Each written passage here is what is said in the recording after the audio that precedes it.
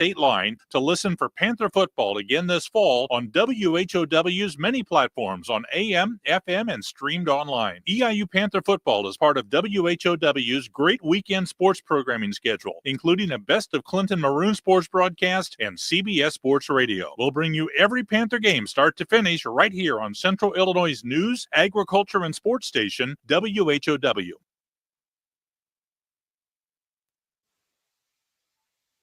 Minutes after 8 o'clock here on this Thursday. Top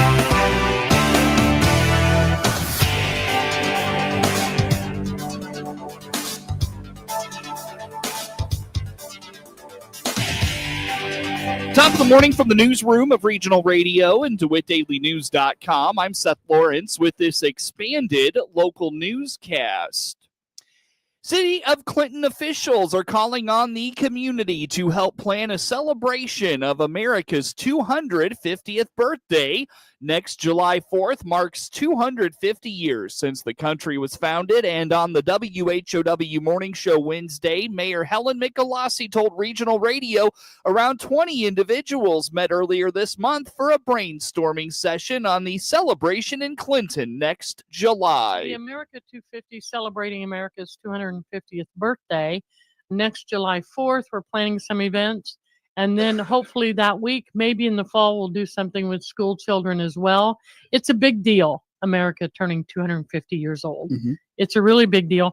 So there's a committee that has gotten together of volunteers, and we met a week ago, and they came up with a lot of great ideas. They're going to continue to meet. They'll meet again. I think it's October 27th, at City Hall. We'll let people know closer to the time. Everybody's invited to come and share your thoughts. People brought out things like, obviously, a big thing on the square for children with face painting. Mm-hmm. They're talking about having a parade, things like that. And I think it was a good group of people that showed up, and I look forward to more people coming. This is a community event. We want people in the room to say, this is what I think, or this is what will work and this won't work. We've invited, of course, the veterans groups and some others to make sure that we're hearing from them as well. Should be a pretty big deal. I have a full page of ideas people have. We'll sort that out. I'll send it to them. We'll all come back together again, work on this progressively through next July. And of course, then we'll have 4th or 5th. I'm not honestly sure what date that will be yet. That's Tony's thing. According to the mayor, this will not be something they anticipate to have to fundraise for. She hopes the city will be able to contribute to some of the things they want to do, like have bands and special items like that. I don't think we're going to have to necessarily fundraise. It does promote the city. There may be a little bucket of money sitting somewhere that will help cover that cost. And if we need to fundraise, that's exactly what we'll do. It doesn't have to be expensive to do this. We hope to have live music that day, and we hope to use local talent. So I think Cameron put it out on our webpage already, or our page for the city, asking for those who have bands and so forth to reach out and let us know, because we'd like to utilize local talent on this day. And the city does have a little, as I love to say, buckets of money that would help cover, for example, the cost of some bands. Mayor Michelossi points people interested in volunteering to help plan the celebration to follow the City of Clinton Facebook for details on the next meeting, likely later in October. She indicates there are a lot of great ideas already on the table, like potentially making this a 2-day celebration.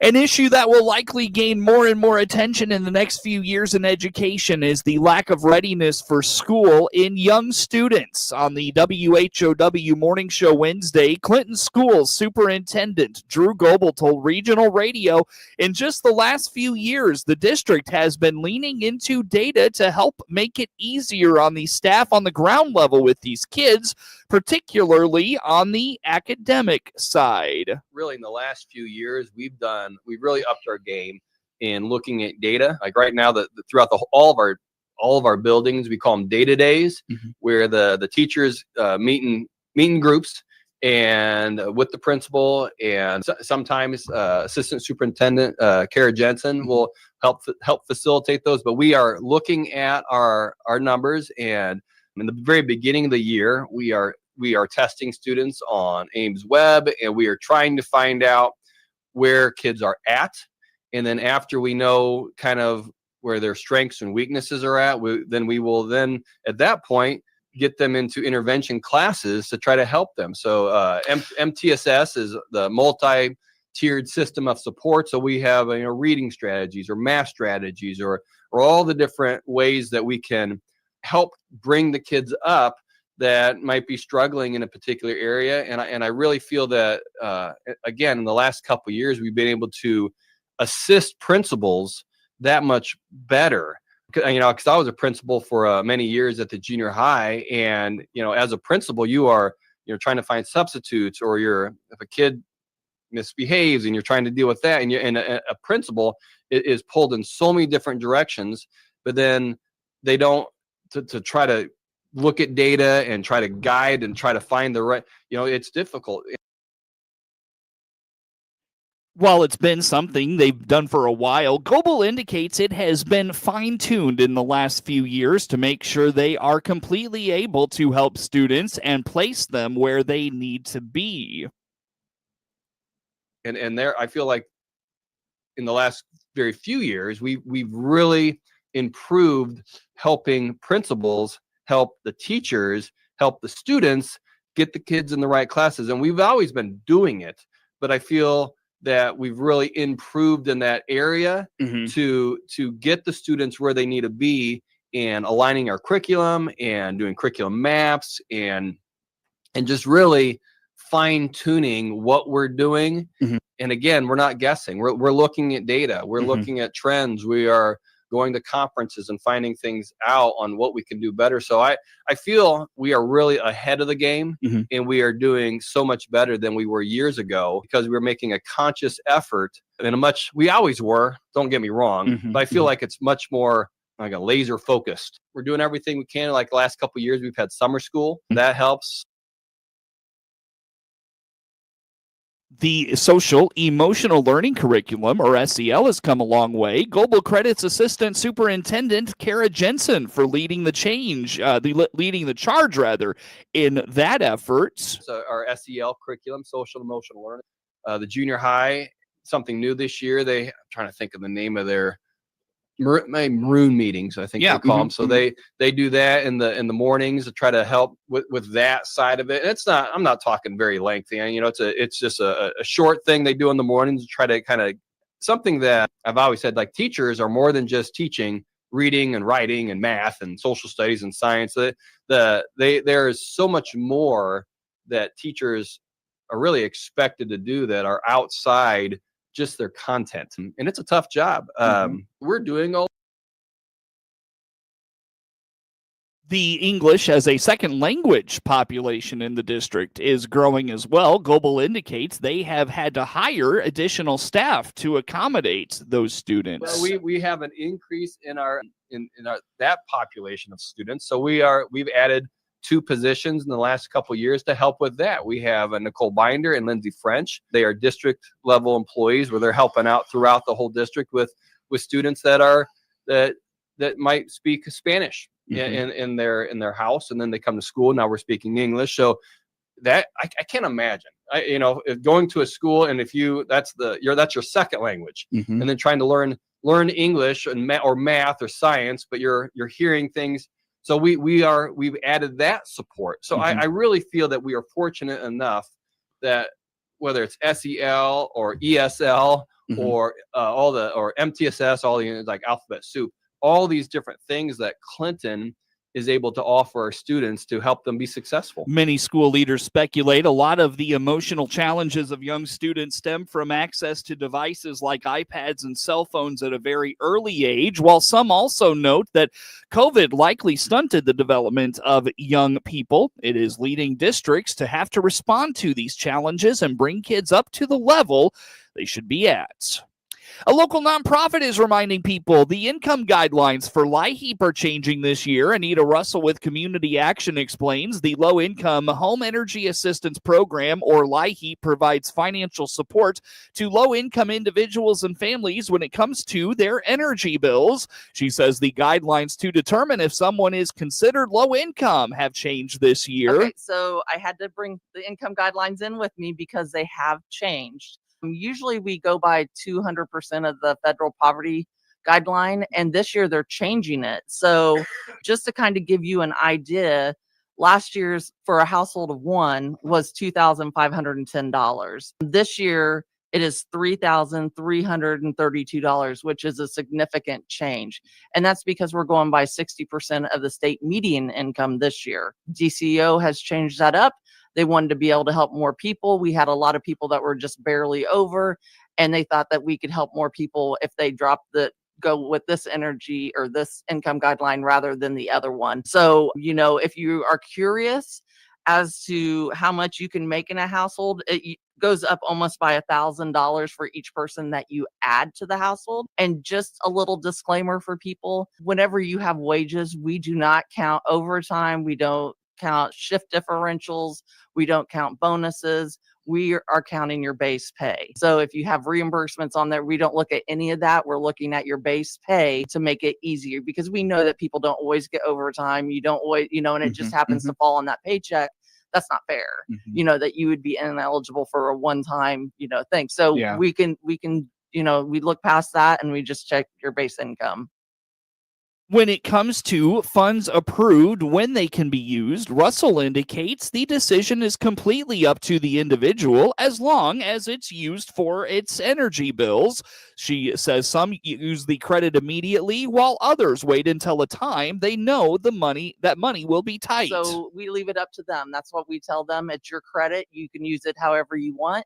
If you want to pay off that month's bill because you have too much going on. I know that a lot of people save it at Christmas time, especially, and will use that credit to kind of help with that bill, or the colder months whenever they're using their heat more, they do that. It's up to them. I like to tell people about a program that we had that is going to be becoming obsolete before long, but it's our PIP program. We can't take any new enrollments. We haven't been able to do it for I don't know how many years now, but if you take a little bit of your bill and, if you're on budget billing, you pay part and then you have that credit pay part, it lasts a lot longer. If you start doing that, then it lasts until spring, which is great. If you can't do that, you can't do it. But we just try to use it the best way possible.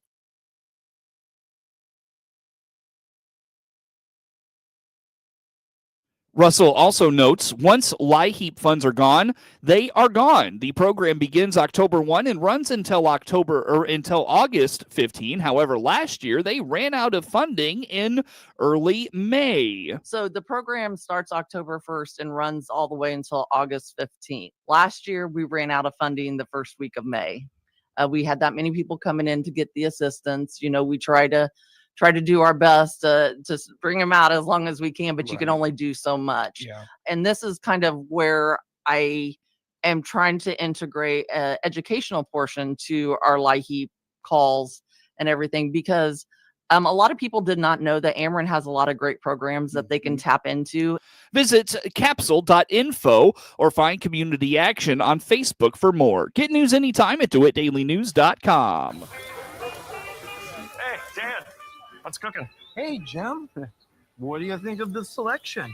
Yeah, well, having a great selection is super important. It's how you stand out. And you got to test and test some more to make sure you get it absolutely right. And by broadly accessing the industry's latest genetics and traits, we only recommend the best seed for your fields. And with answer plot data, response to scores, and other inputs, we take a whole acre approach. In other words, our priority is you. ROI? Oh yeah, you betcha. Finding some of the best options for your local growing conditions really helps maximize profitability. Great. But I was talking about the burgers and dogs. Oh, yeah, those too. Oh, good. Talk to your local Cropland retail seed expert today. Cropland Seed. anything but typical. Got any mustard? This is Seth Lawrence, News and Program Director for WHOW and WEZC. We take pride in being Clinton and Central Illinois' local radio stations each and every day, 7 days a week. What does local news mean? Here's a sample. First and foremost is the safety of the children out. Plan extra time for your route so you can drive slow. I know everybody's in a rush in the mornings. There's kids out. I'm excited that I get to break a little bit of news today, that this commitment is going to start right here, right now, with $100,000 over 5 years to the Clinton Community YMCA. And financially, it's not looking good for the movie theater. And, are they going to be able to keep the doors open? We're not sure. You hear the local people that make the news every day, 7 days a week on the big 1520 AM, 92.3 FM, and 106.5 FM WHOW, and on your easy choice for soft hits, 95.9 FM WEZC. Time now for a look at sports. I'm Seth Lawrence with this report. Dylan Beavers homered, Tyler Wells pitched 6 effective innings, and the Baltimore Orioles beat the Chicago White Sox 3-1 on Wednesday. The White Sox are certainly happy to see the Orioles leave town after Baltimore finished off a season sweep of the Sox with a 3-1 win at Wright Field on Wednesday afternoon as O's rookie Dylan Beavers powered the Birds to an early lead. Beavers launches out into deep right, and it's way out of here.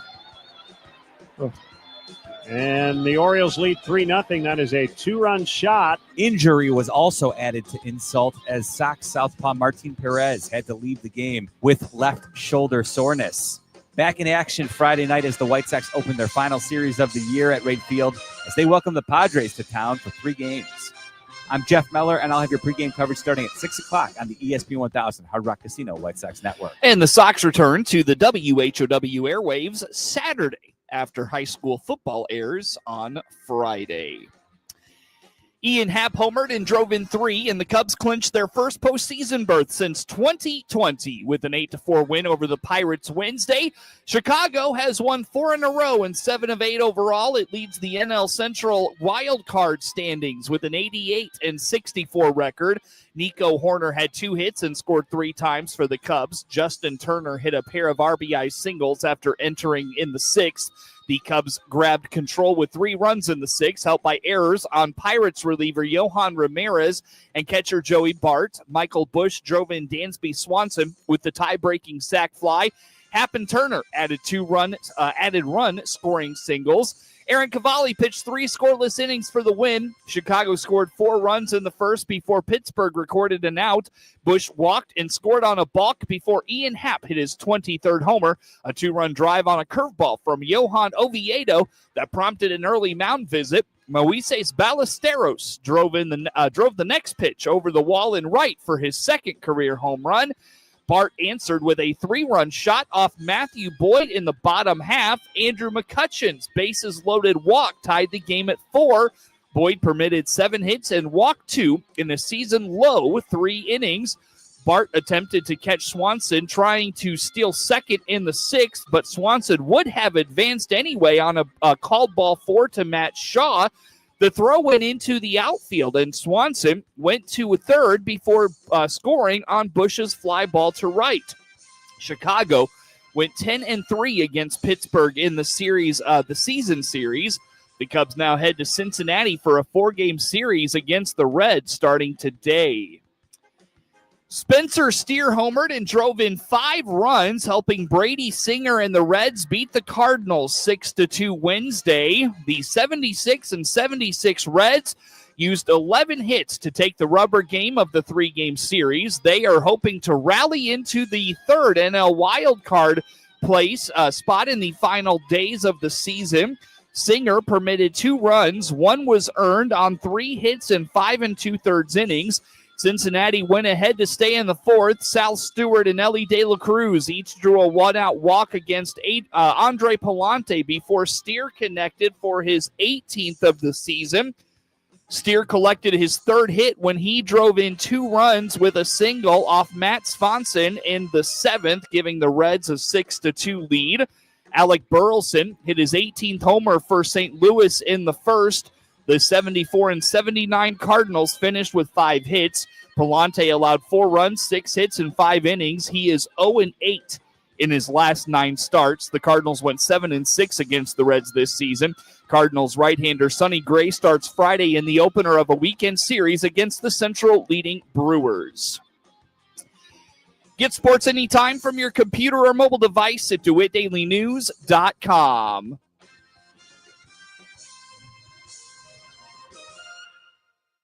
Here's Clinton Civil Auto Dave Jackson on how he monitors prices to help you save money. I look and see what retail they are at, and I make that decision